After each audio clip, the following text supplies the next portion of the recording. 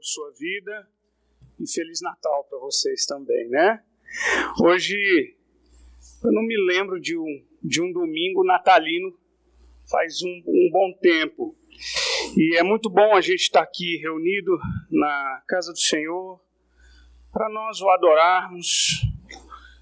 Ele é o Natal, ele é o sentido do nosso Natal e é muito bom que nós estejamos aqui para ouvir a sua palavra e para nela nós meditarmos. Eu quero convidar você hoje a abrir a sua Bíblia na carta de Paulo aos Colossenses, talvez um texto conhecido seu, carta de Paulo aos Colossenses, capítulo 2, abra sua Bíblia, carta de Paulo aos Colossenses, capítulo 2.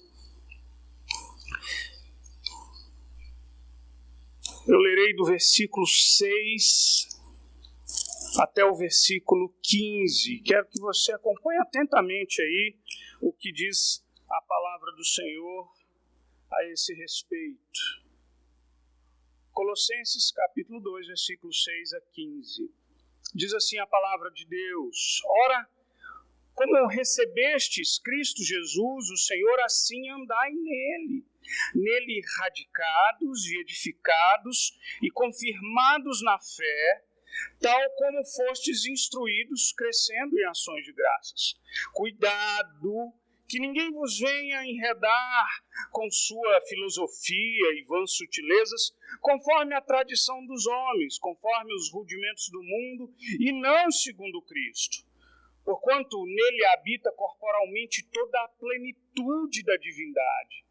Também nele estáis aperfeiçoados, ele é o cabeça de todo o principado e potestade, nele também fostes circuncidados, não por intermédio de mãos, mas com o despojamento do corpo, da carne, que é a circuncisão de Cristo, tendo sido sepultados juntamente com ele no batismo, no qual igualmente fostes ressuscitados mediante a fé, no poder de Deus, que o ressuscitou dentre os mortos, e a vós outros que estáveis mortos pelas vossas transgressões e pela incircuncisão da vossa carne, ele vos deu vida juntamente com ele, perdoando todos os nossos delitos, tendo cancelado o escrito de dívida que estava contra nós e que constava de ordenanças, o qual nos era prejudicial, removeu inteiramente, encravando na cruz e despojando os principados e as potestades, publicamente os expôs aos desprezo, triunfando deles na cruz. Vamos orar mais uma vez, irmãos. Pai querido, eu quero agradecer o Senhor pelo privilégio que a gente tem de aqui, reunidos em Teu nome, já cantamos louvores com cânticos, já o adoramos através de dízimos e ofertas aqui, trazidos ao Senhor, e agora nessa hora tão preciosa e tão bendita, Pai, a minha oração é que o Senhor, nessa noite de Natal, o Senhor abra os nossos corações para ouvir a Tua palavra e que o Teu Espírito Santo a aplique, que a gente saia daqui movido, modelado por essa palavra. Muito obrigado pela vida de cada irmão, cada irmã aqui presente, louvado seja o Teu nome, pelo privilégio que nós temos aqui de nos reunir em Tua presença em Cristo Jesus. Amém. Amém. Irmãos, nós passamos aí vários domingos falando acerca do Natal, resgatando o seu significado real, olhando e lendo textos que envolveram o nascimento de Jesus. E qual a razão para isso? Não é por causa somente da época, do ano, não é porque a gente precisa fazer isso em dezembro. É muito mais do que isso. É porque essas verdades do Natal, elas precisam ser reafirmadas, elas precisam ser resgatadas, elas precisam ser lembradas e anunciadas, ditas constantemente. porque a gente já comentou aqui o quanto tem sido comum a figura de Jesus se distanciar da figura do Natal. Natal que ficou resumido às boas festas e não mais o Feliz Natal. Quando a gente fala do Natal, nós estamos falando do nascimento de Cristo, do Messias, do Salvador. E a gente precisa se lembrar, irmãos queridos, que as verdades de Deus precisam ser relembradas constantemente, porque há em mim e em você a capacidade sempre de nos afastarmos dessa verdade. Paulo escreve aos Filipenses fazendo um grande alerta. E a mensagem de Paulo aqui não é necessariamente uma mensagem natalina, mas a mensagem de Paulo falei Filipenses, Colossenses, perdão. A mensagem de Paulo aos Colossenses, e o apóstolo Paulo está pastoreando esses irmãos. Essa foi uma igreja que Paulo não plantou, uma das suas cartas da prisão, e no versículo 6, o apóstolo Paulo deixa muito claro essa preocupação. Quando ele ora, ele pede e sabe que pede a esses irmãos, conclama a esses irmãos: olha, como vocês receberam a Cristo Senhor, assim andai nele. E ele diz radicados, quer dizer, enraizados, edificados, confirmados na fé. Gente, não se afastem dessa verdade. Lembrem-se dela, pensem nela, aprendam essa verdade, porque no caso específico da igreja de Colossos, o apóstolo Paulo está pastoreando essa igreja porque havia um perigo muito grande de falsas doutrinas, de heresias terríveis que estavam rondando essa igreja. E talvez um dos maiores perigos aqui é a presença... Nós já expomos Filipenses há alguns anos atrás aqui na igreja, talvez você se lembre disso, mas o grande perigo que rondava a igreja de Colossos era uma espécie de filosofia cristã mística chamada gnosticismo, tá? E alguns outros perigos aqui. Mas quando você olha o versículo 8, você é capaz de perceber isso. Olha o versículo 8, que você vai ver como Paulo está acusando e está dizendo: gente, tem um perigo aí e a gente tem que tomar cuidado. Versículo 8, ele começa dizendo: cuidado para que ninguém vos venha enredar com a sua filosofia e vãs sutilezas, conforme a tradição dos homens e conforme os rudimentos do mundo. Está dizendo: cuidado, porque essas afirmações ou esses ensinamentos errados, às vezes eles são muito parecidos com a verdade. A gente corre o risco de tomá-los e recebê-los como verdade.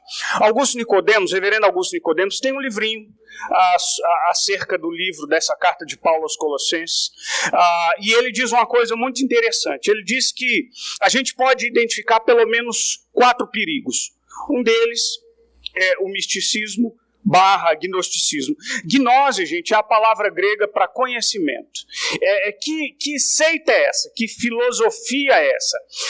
Foi uma mistura de uma filosofia grega com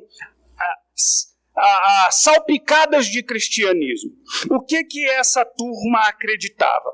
Eles acreditavam que você poderia alcançar um grau de espiritualidade maior através do exercício da sua gnose, do seu conhecimento.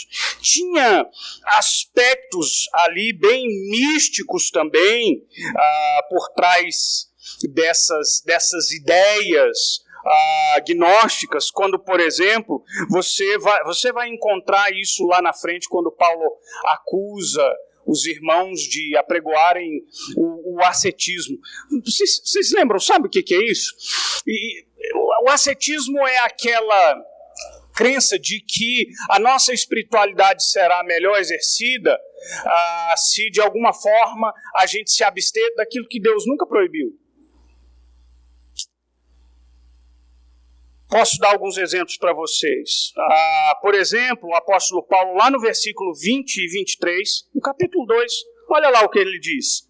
Se morrestes com Cristo para os rudimentos do mundo, porque, como se vivesseis no mundo, vos sujeitais a ordenanças. não manuseis isto, não proves aquilo, não toques aquilo outro, segundo os preceitos e doutrinas dos homens.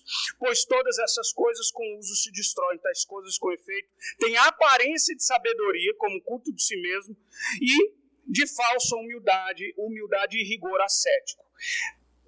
Essa é uma bagunça que está rondando essa igreja. Portanto, essa série de ensinamentos. Por outro lado, por influência dos judeus, a turma está dizendo, você quer ser mais crente? Então a gente precisa obedecer certas regras do judaísmo. Agora vamos voltar para o Natal. E o que isso tem a ver com o Natal? A gente precisa se perguntar, tá bom? Eu já disse que a gente não pode se esquecer da mensagem do Natal, que a gente precisa pregar e a gente precisa trazê-la à nossa memória, porque a gente sabe o quanto essa mensagem ela é atacada e há a tentativa de dissociá-la do Natal, de afastá-la de nós, e a gente precisa preservar essa mensagem. E nós já falamos aqui muitas vezes que Jesus, o Messias, foi anunciado como tal, é o nosso Salvador. Jesus Cristo, nosso Senhor, o Natal que nós celebramos, é a alegria de ter recebido entre nós o Deus encarnado que veio a esse mundo morrer na cruz do Calvário por nós. E agora, a pergunta que eu quero responder e convidar você a olhar enquanto nós estudamos esse trecho que aqui foi lido é: ok, Jesus veio para nos salvar. E a pergunta do sermão hoje é: salvar de quê? Você já parou para pensar? Que salvação é essa? Nós somos salvos de quê? Talvez você que frequenta a igreja ou que você está acostumado a ir a cultos evangélicos, essa seja uma pergunta dispensável para você. Mas pense naqueles que não conhecem essa verdade. A gente precisa aprender a responder para eles. Que salvação é essa que Jesus nos oferece? Vamos ver que salvação é essa? Primeiro, irmãos queridos, nós somos, em Cristo Jesus, nós fomos salvos da condenação da lei. Presta atenção. Dizer que eu e você fomos salvos da condenação da lei quer dizer que eu e você recebemos a vida eterna. A vida eterna é vida plena e gloriosa após a morte, pela mediação do sacrifício de Jesus. Semana retrasada eu fui apresentado a um pastor presbiteriano norte-americano, Christopher Fisher, e ele estava conversando comigo. Ele preparou um material evangelístico, e o material dele chama Você Dura para Sempre, You Last Forever. E é interessante que a abordagem, ele fez um infográficozinho assim, e ele entrega aquilo para as pessoas, e ele chama a atenção para algo que comumente a gente esquece. Ele diz assim: você sabia que você é eterno? Você sabia que você precisa se lembrar que Eclesiastes, capítulo 3, versículo 11, diz que Deus colocou a eternidade no coração do homem? Você sabia que essa vida aqui, que a gente vive nessa carne, essa casa temporária, conforme Paulo descreve lá em Coríntios, ela vai perecer, mas há um sopro de vida vivente, que a gente chama de alma, que a gente também chama de espírito, que não vai acabar, e que a gente vai estar diante do Senhor, e a gente prestará contas a Ele. Diferente, por exemplo, das doutrinas espíritas, que acham que após a morte há uma reencarnação, e uma reencarnação num ciclo eterno de vai e volta. Ou é diferente, por exemplo, das convicções de um ceticismo materialista, que diz assim: esse mundo acabou aqui, acabou, não tem mais nada. Não tem alma, não tem prestação de contas diante de Deus, e afirmam esses materialistas: o sentido da vida é a própria vida, é isso aqui o que há e que existe, e tão somente isso. Agora presta atenção numa coisa, eu preciso te chamar a atenção para isso também. O ensino bíblico não somente afirma a existência da vida eterna, mas ela afirma duas possibilidades de vida eterna: salvação ou condenação, céu o inferno. E você sabe que isso precisa ficar claro para nós. E às vezes eu não tenho dúvida de que a gente vive numa cultura que às vezes pode parecer incômodo. A gente não ouve mais dos púlpitos a pregação de condenação do inferno, né? Parece que ficou demodê, né? Está ultrapassado, né? Ou as nossas susceptibilidades, a gente é tão sensível porque Deus é um Deus de amor e, afinal de contas, a nossa inclinação para que a gente ache que todo mundo vai ser salvo, todos, ou que Deus, sendo Ele amoroso, não há de condenar ninguém. Esse não é um ensino bíblico. A Bíblia diz que Deus é santo e Ele vai julgar os pecados. E Ele tanto salva quanto Ele condena. Presta atenção no que o apóstolo Paulo diz no versículo 13, aqui do capítulo 2.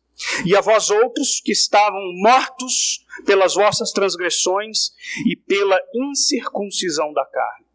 Sabe uma coisa que você precisa se lembrar? Você precisa se lembrar que todos nós, presta bem atenção nisso, sem exceção, sem nenhuma exceção, que todos nós merecemos a condenação. Não se assusta não, deixa eu te explicar. Mas essa é uma verdade bíblica. Olha o que essa verdade expressa em Romanos 3:23. Pois todos fizeram o que, gente? Pecaram. E carecem da glória de Deus. Nós, já disse, habitantes desse mundo moderno e secularizado, a gente tem um olhar muito otimista para o ser humano. Aliás, pode parecer um tanto quanto ofensivo dizer que você é pecador, que você precisa se arrepender dos seus pecados. Afinal de contas, a gente consegue enxergar uma bondade tão intrínseca em cada um de nós. Irmãos, eu não estou dizendo que não haja virtudes, tá? Aliás, domingo passado a gente falou um pouquinho sobre isso. Eu estou dizendo que não há ser humano nenhum na face dessa terra que seja bom o suficiente que não mereça a condenação dos seus pecados. Sabe por quê? Porque em maior ou menor grau, em maior ou menor quantidade, eu quero que você analise o seu coração, porque você vai se lembrar de erros e pecados que você cometeu. Não tem jeito. O caso do judeu, diferente da mentalidade secular, que diz assim, nem pecado há, a gente faz o que quer, a gente vive do jeito que quer. O judeu achava que a salvação dele podia ser conquistada pela obediência dos preceitos da lei. Presta atenção, obedecer à lei, a lei moral, as leis de Deus, é válido para nós. Hoje os 10 mandamentos são válidos para nós. Mas uma coisa você precisa se lembrar. Ninguém é obediente o suficiente para poder colher para si, ser merecedor dessa salvação. Posso dar um exemplo para você? Pensa na sua vida e você diz assim, poxa pastor, mas eu não sou tão mal assim. Então vou dar só um exemplo para você. Pensa nos 10 mandamentos, tá bom? Olha os 10 mandamentos. A lei está diante de nós. Ela sempre nos condena. Porque ela diz assim, não mentirás e não dará falso testemunho. Você já mentiu alguma vez na sua vida? Se você falar não, a gente já tica a primeira. Percebe? A Bíblia diz, não cobiçarás. Você nunca cobiçou? Verdade. Quando a gente fica diante da lei, a lei expõe os nossos pecados e a nossa condenação. A lei está dizendo assim para mim, você erra, você falha, você está sempre fazendo alguma coisa contrária à vontade de Deus. Sabe que nome que Paulo dá para isso? Ele chama de escrito de dívida. Olha que coisa curiosa. Pensa aí comigo. Imagina você, há alguns anos atrás eu dei esse exemplo lá no livro do Tim Keller. Esqueci o nome do livro, mas depois eu vou lembrar. Acho que Fé na Era do Ceticismo. Esse é o nome do livro. Quando ele fala, por exemplo, de um Deus que condena. Ele diz assim, presta atenção. Imagina que alguém bateu no seu carro. Você está dirigindo, se alguém bateu atrás, a lei de trânsito vai dizer que aquele que bateu atrás, ele vai estar errado e ele vai precisar arcar com esse prejuízo. Mas aí você diz assim para aquele que bateu atrás de você, falou assim, olha, fica tranquilo, você não precisa pagar. Deixa eu te perguntar uma coisa, a dívida sumiu? Não. O prejuízo está lá, não está? Alguém vai ter que pagar, não vai? Vai. Aquele que perdoou a dívida diz, deixa que ela é minha. Eu assumo essa dívida. Percebe que cada ato nosso condenatório merece uma punição. Gente, nós estamos falando que nós estamos diante de um Deus que é absolutamente santo. Ele não erra. Agora, se você se medir pelo seu padrão, talvez você disse assim, poxa, quando eu olho aqui para quem está do meu lado, não sou tão ruim assim. Agora pensa que Deus nos olha através do seu padrão absolutamente perfeito, santo, justo. O que ele vai encontrar em você? O apóstolo Paulo diz então que há sobre nós um escrito de dívida. Eu vou usar um termo aqui que eu acho que esse é demodé, esse é antigo. Você lembra do tempo da promissória? Tem gente que lembra que era promissória, né? Eu me lembro que a primeira promissória que eu assinei foi na vendinha do Seu Francisco, perto ali da QNE 18, onde eu morava. Tinha uma vendinha onde tinha aqueles baleirões assim de vidro, vocês lembram, gente? Um dia você procura na internet, tá? Você nascido de 1990 para cá. Aí eu passava lá na venda do Seu Francisco e eu pegava algumas coisinhas, mas antes de ir embora, assinava um caderninho. Tinha um caderno, um escrito de dívida no meu nome, que obviamente não era eu que pagava, mas a minha mãe, ou alguma alma caridosa que me presenteasse com aquilo ali. Sabe o que o apóstolo Paulo está dizendo? No versículo 14, que há um escrito de dívida que pesa sobre você. Essa espécie de promissória, um registro das suas faltas. Porque essa lei de Deus que é boa aponta que você comete erros e é como se fosse um boletim de ocorrência celestial. Está tudo registrado, Deus sabe. E o que Jesus então fez? Jesus veio a esse mundo no Natal, encarnou-se, fez-se gente como a gente, viveu diferente da gente, viveu de forma perfeita. E porque viveu de forma perfeita, foi capaz de oferecer a Deus um sacrifício único, definitivo por mim e por você, e na sua morte na cruz do Calvário, ele pegou o escrito de dívida no seu nome, e ele rasgou, e ele o encravou na cruz, como quem diz, está pago. Deixa eu te dizer uma coisa, isso é o que a gente chama de justificação.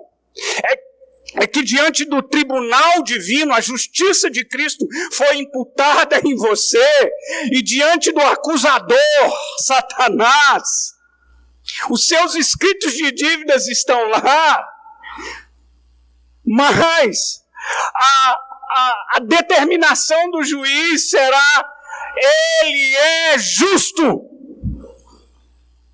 Não tem dívida mais nenhuma. Jesus Cristo pagou essas dívidas. Romanos 8, 9 a 10, que se conclui.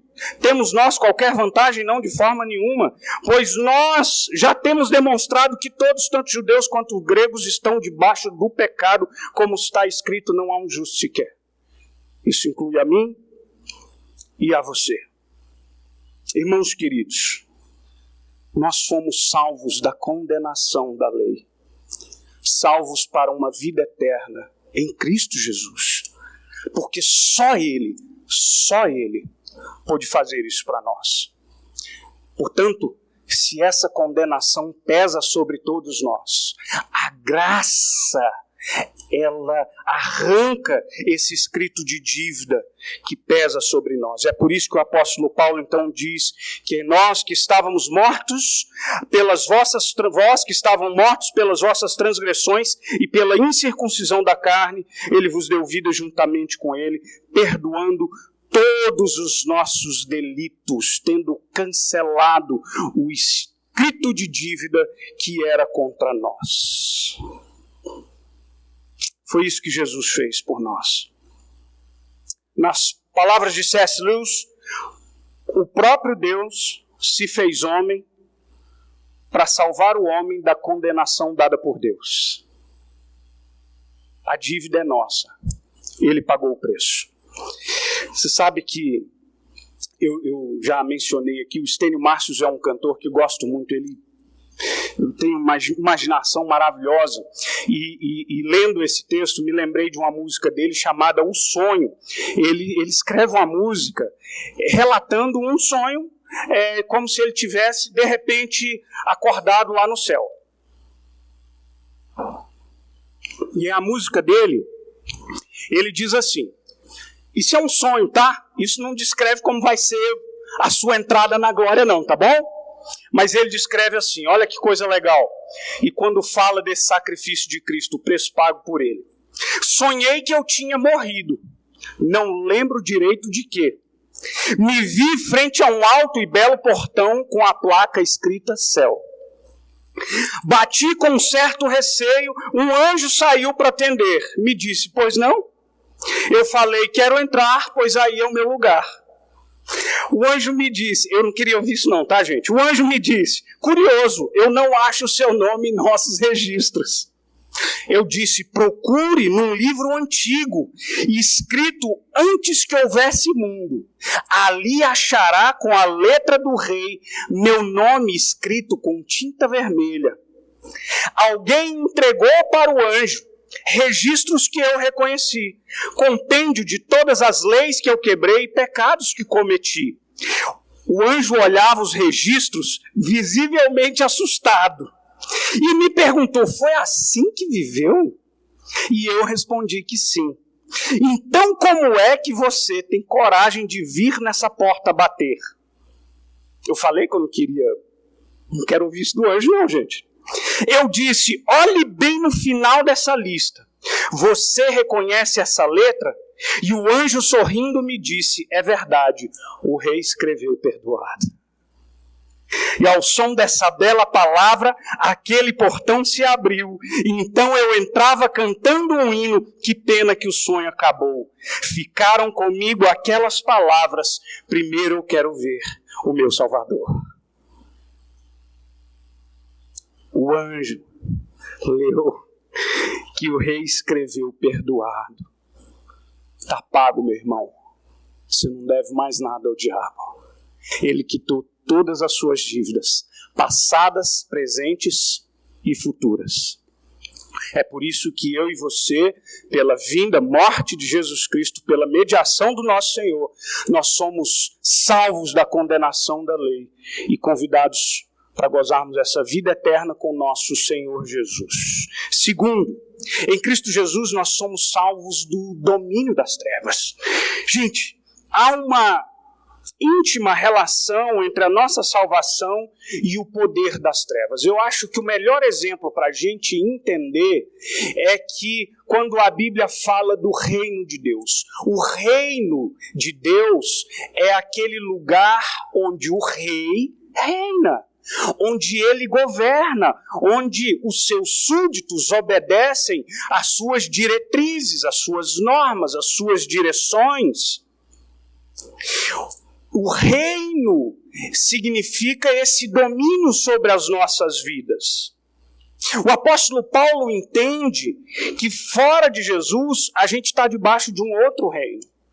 A gente está debaixo de um outro domínio. E é por isso que o próprio apóstolo Paulo, aqui em Colossenses, ele descreve a nossa salvação como essa mudança de um império das trevas para o reino do Filho do seu amor. Colossenses 1,13, ele nos libertou do império das trevas e nos transportou para o reino do Filho do seu amor. Irmãos queridos, Presta atenção numa coisa. Eu não estou dizendo aqui que a vida em Cristo Jesus é uma vida imune às tentações. Não, de jeito nenhum. As tentações, elas vêm, mas o que o Senhor nos diz, o que a palavra nos ensina, o apóstolo Paulo fala isso de uma forma bem detalhada lá em Romanos. O que a palavra nos ensina é que agora a gente está debaixo da graça e não debaixo da lei, e o pecado não tem mais domínio. Sabe o que isso quer dizer? Quer dizer que eu e você temos em nós o poder do Espírito Santo que habita em nós, que nos capacita para dizermos não ao pecado. A gente não é mais escravo desse pecado. Embora a gente peque, embora às vezes existam pecados repetitivos nas nossas vidas, mas o fato é que é preciso que eu e você tenhamos a consciência de que a salvação em Cristo Jesus é uma libertação plena. E a gente não precisa mais temer, preste atenção, não temer, porém não ignorar a existência e o poder e a astúcia do diabo. Mas a gente não precisa andar mais com medo, com pavor. A gente não precisa disso. Olha o que o apóstolo João diz lá na sua primeira carta. Ele diz: sabemos que aquele que é nascido de Deus não vive em pecado, antes aquele que nasceu de Deus, Deus o guarda e o maligno não o toca. Você passa a ser propriedade de Deus. Você passa a ser propriedade do Senhor. Ele é o teu dono. Você foi marcado com o sangue do Cordeiro. Sabe que eu nunca me esqueço uma história com Marcelo Gualberto é presidente da MPC Brasil, Mocidade para Cristo, e uma vez ele estava dizendo para nós que a filha dele, uma das filhas, eu acho que até a Carol Gualberto, ela tem músicas aí compostas aí, e ela disse que a filha fez um vestibular e disse para ele: pai, eu vou fazer vestibular. Ele falou: ai, minha filha, que bom, para quê? Dança. Oh, minha filha, né? E ela foi lá fazer o curso dela, acho que na Universidade Federal lá de Minas Gerais. E aí ele conta que, numa dada ocasião, uma matéria que ela ia fazer sobre danças afro, eles precisaram ir para um centro de Umbanda.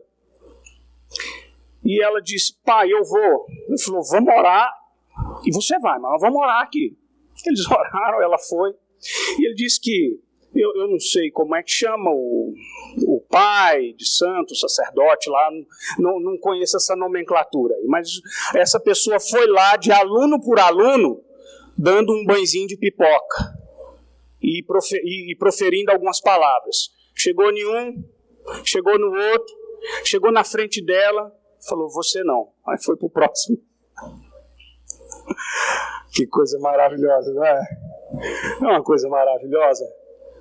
Opa, essa daí tem dono. Pipoca aí é só para assistir jogo do Brasil. Que nem isso tá bom para nós, né? Presta atenção, irmãos. Filhinhos, vós sois de Deus e tendes vencido os falsos profetas, porque maior é aquele que está em nós do que aquele que está no mundo. Aquele que pratica o pecado procede do diabo, porque o diabo vive pecando desde o princípio. Mas para isso se manifestou o Filho de Deus, para destruir as obras do diabo. A gente sai desse domínio. Olha outra imagem linda, olha o versículo 15, o que o apóstolo Paulo diz.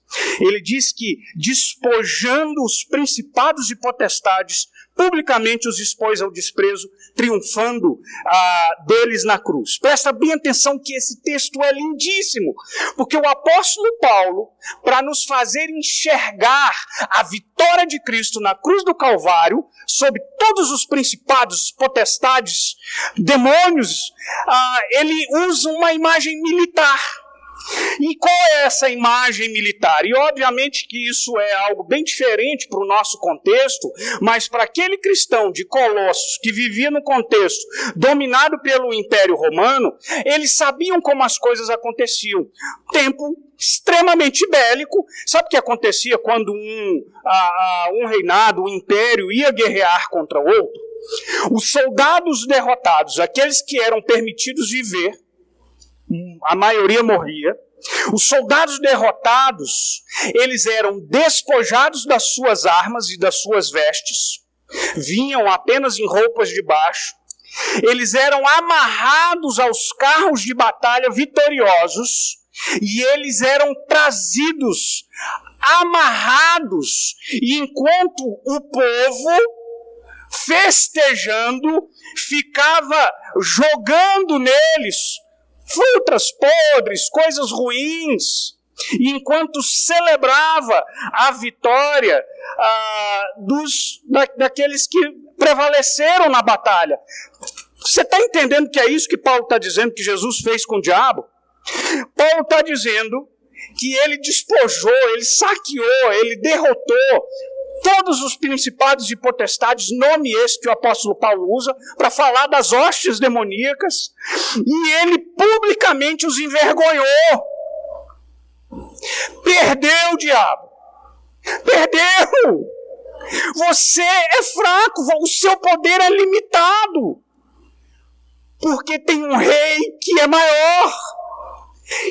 E louvado seja Deus que em Cristo Jesus nós temos essa libertação. Na cruz do Calvário, o Senhor prevaleceu. E eu disse, não ignore o poder das trevas, mas não viva amedrontado por eles, porque maior é o que está em você do que aquele que está no mundo, daquele que nos assombra, daquele que nos persegue. Para a gente concluir, 3. Em Cristo, eu e você fomos salvos para uma vida abundante. Presta atenção. Olha como a gente está olhando para a salvação em algumas das suas manifestações. Salvação da nossa alma, vida eterna. Salvação e libertação dos poderes das trevas. Salvação para uma vida abundante. Por que eu faço questão de afirmar isso aqui? Porque é muito comum que a mensagem cristã de salvação seja tida como uma mensagem alienante. Falando assim, vocês apregam o céu porque vocês não querem viver nesse mundo aqui. Vocês só ficam... É como se o cristianismo fosse a arte do bom morrer, só. Ser crente é preparar para morrer e ir embora viver no céu com o Senhor. É claro, e olha, presta bem atenção em mim, a gente precisa cuidado com os extremos, tá? A Bíblia não separa a alegria de viver nesse mundo, como ainda que passageiro, do meu desejo de olhar para a eternidade. Essas coisas, aliás, são os olhos na eternidade que determinam os passos nessa vida que eu vivo aqui. Versículo 9, olha aí comigo o que diz o apóstolo Paulo. Diz que, portanto, nele habita corporalmente toda a plenitude da divindade. Irmãos, lembra que eu falei de gnosticismo, ascetismo? Lembra que eu falei disso? Ou seja, aquela visão grega de mundo que entendia que tudo aquilo que é material, carne, é ruim, e tudo aquilo que é espiritual é o ideal, é bom, é virtuoso. A Bíblia não lança esse olhar, a Bíblia não faz essa dicotomia. Quem deu a você esse corpo que você vive foi o Senhor, é fruto da criação de Deus, e muito mais do que isso, da criação que Ele fez de forma mais especial de todas. Você foi feita à imagem e semelhança do Criador. O que eu quero dizer aqui? Eu quero dizer aqui que a nossa salvação, a salvação que Cristo nos dá, é uma salvação que nos liberta para uma vida plena, para ser vivida aqui e agora também. A despeito de todas as suas lutas, de todas as suas dificuldades, de todas as agruras que esse mundo mau nos traz, esse mundo quebrado, a gente precisa se lembrar que essa vida é dádiva do Criador. E a gente precisa saborear essa vida. Gente, olha que paradoxo que a gente vive. Eu acho que a gente não viu nenhum tempo como esse, em que mais se apregou a liberdade, em que mais se advoga em favor da sua individualidade, em que mais fala-se de direitos, em que mais conquistas do ponto de vista legal a gente tem. Para paradoxalmente, a gente é mais escravo do que nunca. As pessoas são doentes, estão doentes. A gente é cercado de medo. A gente é assaltado pelas ansiedades que nos assustam. A gente é massacrado pelas nossas expectativas de ganhos e realizações. E o que eu quero dizer para você, e presta bem atenção nisso, há uma sutileza, eu não estou dizendo que as conquistas dessa vida aqui, elas sejam coisas ruins, mas elas têm o potencial de se tornarem quando elas são colocadas em lugar indevido. O dinheiro é bom? É. Mas ele não pode ser o seu senhor. O dinheiro é teu servo quando Deus é o teu senhor. Galgar uma posição melhor no trabalho se tornará saudável quando isso é feito movido por motivações que glorifiquem o nome de Deus. Percebe aí onde há um ajuste? Então, meu convite a você é celebrar essa vida. Gente, ontem eu estava na casa da minha irmã celebrando o Natal. Nossa família está pequena, nós somos três irmãos, né? Incluindo eu, que sou o filho do meio. E a gente se vê tão pouco, a vida é tão corrida. Às vezes o pessoal me pergunta, e o seu irmão está bem? Eu falo, não sei. E de vez, quem pega ainda o telefone para dizer, ei, tá bem, tá vivo aí, tá tudo ok? E aí ontem a gente estava lá ao redor daquela mesa fartíssima. Aliás, irmãos, Jesus amado, né? Amanhã a balança nos acusará das nossas iniquidades, né? E a gente ao redor daquela mesa farta e linda. E de repente eu consigo assim, me abstrair daquele momento e dizer assim, puxa Deus, obrigado. Tão bom. A vida é tão... Ela nos dá momentos que a gente não se percebe, que a gente não se atenta para eles. E entendendo que essa vida que Cristo nos deu precisa ser vivida, porque essa vida é vida abundante. E a gente tem o privilégio de desfrutar dessa vida. Vamos celebrá-la. Cada momento dela. Não estou apregoando aqui as vantagens de ter um olhar tipo Poliana, né? Onde tudo é rosa. Não!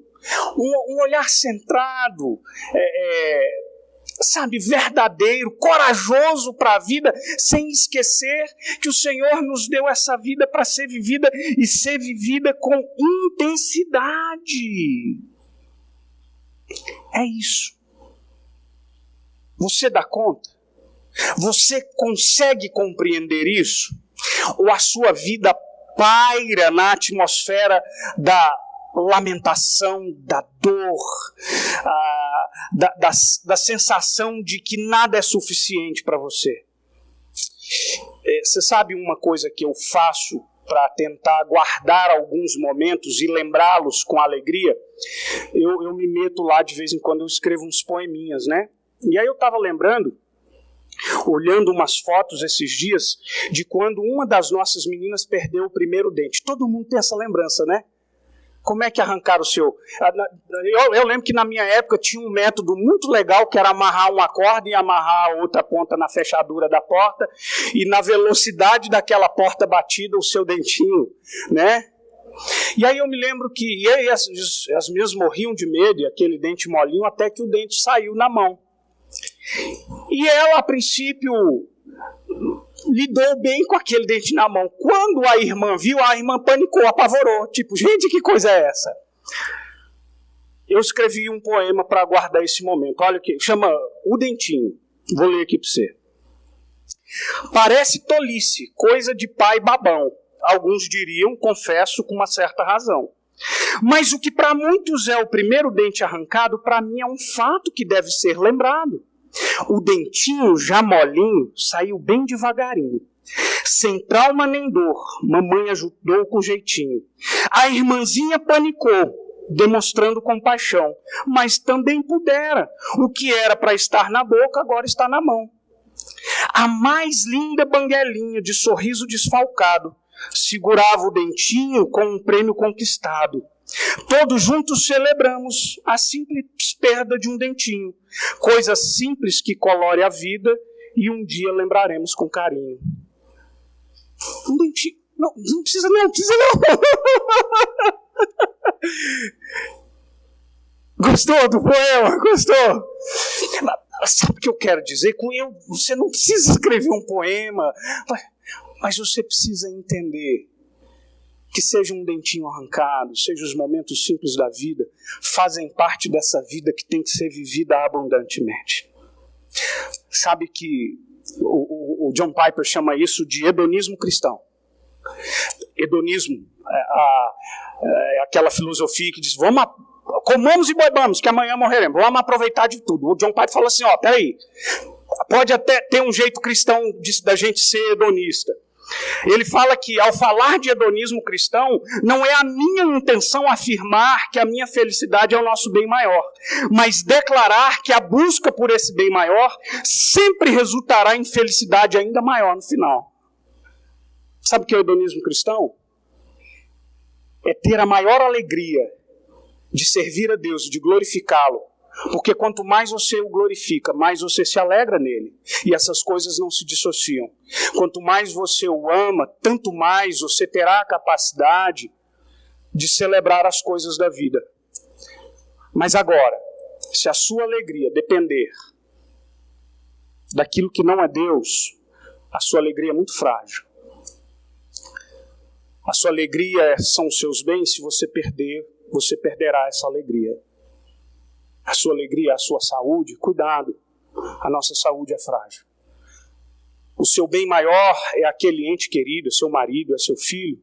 E se um dia o Senhor levá-lo? Eu falo isso com muita frequência aqui, para nos alertar de que essa nossa alegria, esse prazer de viver, precisa estar pautado no Senhor. Essa é a salvação que Deus nos dá.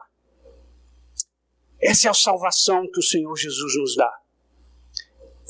Essa libertação da condenação da lei, essa libertação do império das trevas, do jugo de Satanás, e essa libertação para a gente viver essa vida abundante que Deus nos convida a viver. Eu vos dou vida e vos dou em abundância. Você está pronto para viver essa vida? Você está pronto para saboreá-la? O ano está virando, não está? Chegou a época das listas, né? A Rafa falou aqui domingo, acho passado pela manhã. É a época da gente fazer as listas, né? Você está pronto para encarar o ano de 2023? Gente do céu, 2023 é o futuro. Na década de 80, 2023, os carros estavam voando. O tempo passou. Você está pronto? Você está pronto para viver abundantemente dessa forma? Na dependência de Cristo Jesus? Feche seus olhos, vamos orar ao Senhor. Pai querido, muito obrigado, porque o Senhor é bom, porque a tua salvação é tão bela e tão plena, tão abrangente. Cuida de cada um de nós, dá-nos graça abundante. Muito obrigado, porque a razão do Natal nos traz grande alegria de vida. Somos salvos da condenação do pecado. Somos salvos do domínio do império das trevas. E fomos salvos para viver vida abundante em Cristo Jesus, nosso Senhor. Nós louvamos o teu nome por isso. Louvado seja o teu nome. Abençoa a tua igreja. Nesse dia natalino, nessa noite natalina, que o Senhor nos dê graça. E que a gente jamais se esqueça desse verdadeiro sentido do Natal para cada um de nós em Cristo Jesus. Amém. E amém.